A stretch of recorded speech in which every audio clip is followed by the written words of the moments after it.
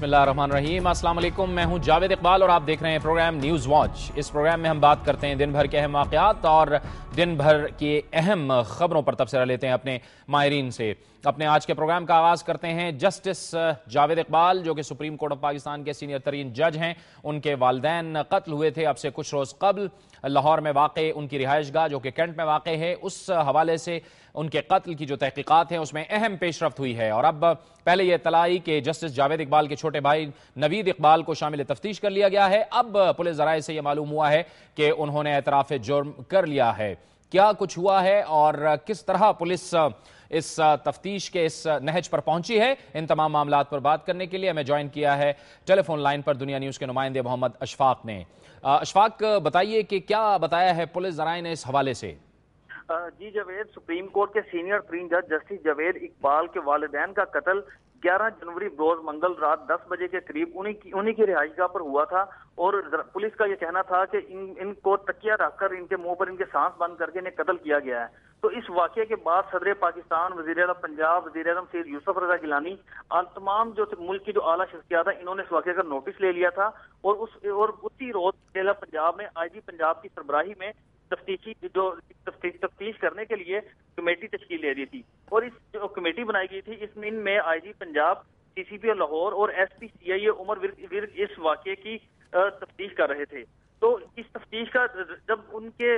वालिदैन का रस्म कुल था, उसी रोज एसपी सीआईए उमर विर्क और सीसीपी लाहौर ने इनके भाई नवीद इकबाल को शामिल तफ्तीश कर लिया था और उनसे पूछगिछ का आगाज शुरू कर दिया था। तो आज हमारे ज़राए ने यह कंफर्म किया है कि पुलिस ने अपनी तफ्तीश मुकम्मल कर ली है और जस्टिस जावेद इकबाल के वालिदैन का कत्ल उनके बेटे नवीद इकबाल ने किया है और उस हवाले से उन्होंने इतराफ़ जुर्म भी कर लिया है। और पुलिस अब कल नवीद इकबाल को रिमांड के लिए जुडिशियल मजिस्ट्रेट की अदालत में पेश करेगी। अच्छा, ये इशफाक, इसमें कुछ वजह बताई गई है कि इख्तिलाफ किस बुनियाद पे था या क्या कोई वजह थी इसकी?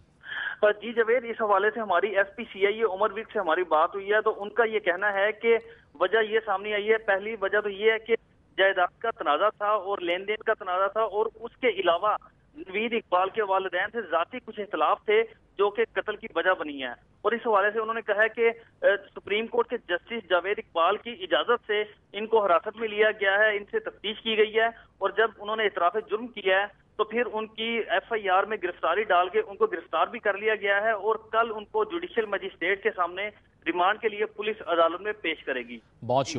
शुक्रिया मोहम्मद अशफाक, दुनिया न्यूज़ के नुमाइंदे, हमें बता रहे थे कि अहम पेशरफ्त हुई है जस्टिस जावेद इकबाल के वालिदैन कत्ल के हवाले से। उनके छोटे भाई नवीद इकबाल ने एतराफ़ जुर्म कर लिया है, ये बताया है पुलिस ज़राए ने, और कल उन्हें जुडिशियल मजिस्ट्रेट की अदालत में पेश किया जाएगा। और अब हम बात करेंगे पंजाब की सियासत की कि आज पंजाब के गवर्नर सरदार लतीफ़ खोसा ने मियां नवाज शरीफ, जो कि मुस्लिम लीग नून के कायद हैं, उनसे मुलाकात की है। ये एक अहम पेशरफ्त हुई है क्योंकि गुज़िश्ता 3 साल में हमने देखा साबिक गवर्नर सलमान तासीर की जानिब से जाहिर है कि पंजाब हुकूमत के खिलाफ सख्त बयानात सामने आते और उसके जवाब में फिर पंजाब हुकूमत की जानिब से भी बड़े सख्त बयानात सामने आते। क्या आज जो मुलाकात हुई है इससे पंजाब का जो सियासी माहौल है और खुसूसी तौर पर मुस्लिम लीग नून और पीपल्स पार्टी के दरमियान आने वाले दिनों में हालात बेहतर हो जाएंगे, या फिर ऐसा लग रहा है कि जो 45 दिन की डेडलाइन दी है उसके बाद ये नाजुक रिश्ते टूट भी सकते हैं? इन तमाम मामलात पर बात करने के लिए मैं ज्वाइन किया टेलीफोन लाइन पर दुनिया न्यूज़ के नुमाइंदे लियाकत अंसारी ने। लियाकत, बताइए कि आज माहौल कैसा रहा इस मुलाकात का, और आप ये भी फरमाइएगा कि इस मुलाकात से क्या ये दोनों जमातें टेंस माहौल से बाहर निकल आई हैं और ज्यादा फायदा किसको हो सकता है? जावेद, जो आज की मुलाकात है वो पाकिस्तान पीपल्स पार्टी की साइड से इसलिए नहायत अहम है कि इसमें पाकिस्तान पीपल्स पार्टी की जो पंजाब की तमाम क़यादत से आप कह सकते हैं कि गवर्नर पंजाब सरदार लतीफ़ खोसा खुद मौजूद थे, पीपल्स पार्टी पंजाब के सदर इम्तियाज अब्दुल वड़ाइस थे और पार्लिमानी लीडर राजा रियाज थे। ये तीनों स्टोन है पीपल्स पार्टी के पंजाब में, और तीनों जो रहनुमा थे वो आज मियां नवाज शरीफ के पास गए, उनके वालिद के मज़ार कब्र पर हाजिरी दी और उसके बाद जो मुलाकात की है उसमें दोनों तरफ से उन्हें जवाब में नवाज शरीफ का रिस्पॉन्स भी बहुत अच्छा मिला है। और नवाज शरीफ ने गवर्नर की इस शुरुआत का एतराफ़ किया है कि गवर्नर ने जो इब्तिदा की है वो बहुत अच्छी की है, और उन्होंने कहा है कि वो वज़ीर आला को भी कहेंगे कि वो आपसे मुकम्मल ताउन करें और उन्होंने खुद शेयर किया कि जब वो खुद वजीर आला थे तो वो अक्सर गवर्नर पंजाब के पास मिलने के लिए चला जाते थे और गवर्नर पंजाब भी उनसे मुलाकात के लिए आते थे। बहरहाल नवाज शरीफ ने एक बहुत बड़ी टिप दी पीपल्स पार्टी को और उन्होंने कहा कि जो पीपल्स पार्टी को मुस्लिम लीग नून ने कौमी एजेंडा दिया है उस पर अमल करे, और अगर वो अमल करती है तो ये उसके लिए आइंदा इलेक्शन में भी बहुत मुफीद साबित होगा। अच्छा, लेकिन लियाकत इसमें अहम बात यह है कि 45 दिन का जो एक टाइम फ्रेम है मुस्लिम लीग नून का, इस वक्त भी मुलाकात जारी है, मुस्लिम लीग नून और पीपल्स पार्टी की जो माशी टीमें हैं उनकी मुलाकात जारी है। ये हम जाहिर है हम इसको नाजुक रिश्ता करार दे सकते हैं, 45 दिनों के साथ इसका ताल्लुक हो सकता है?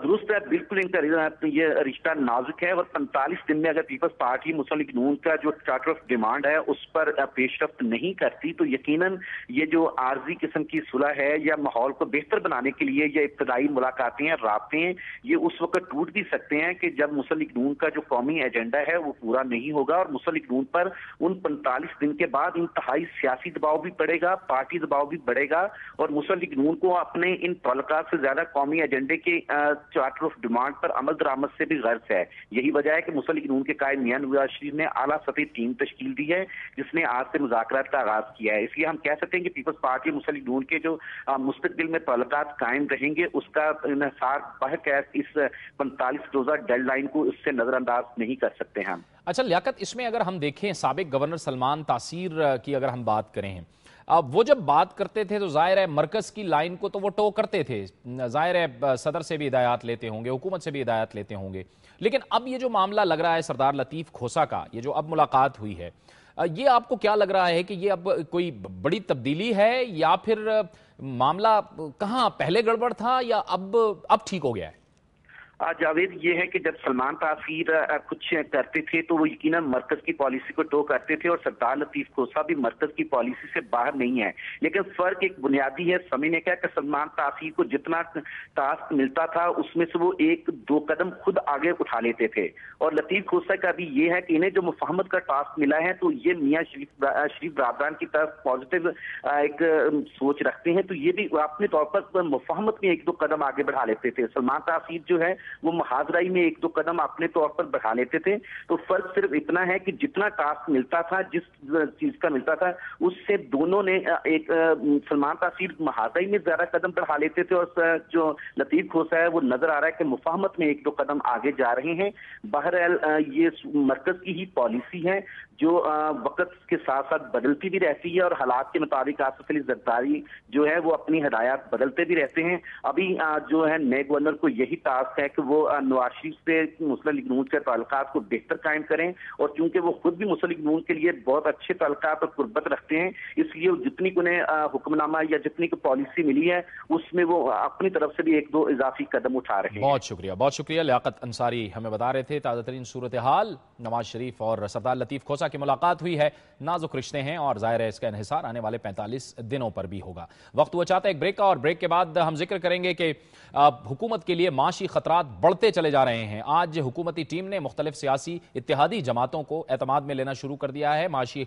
मईशत के हवाले से ब्रीफ करना शुरू किया है। ये हम पूछेंगे अवामी नेशनल पार्टी, मुत्तहिदा कौमी मूवमेंट और पाकिस्तान मुस्लिम लीग काफ से कि क्या कुछ आज हुआ और क्या कुछ हो सकता है। एक ब्रेक के बाद।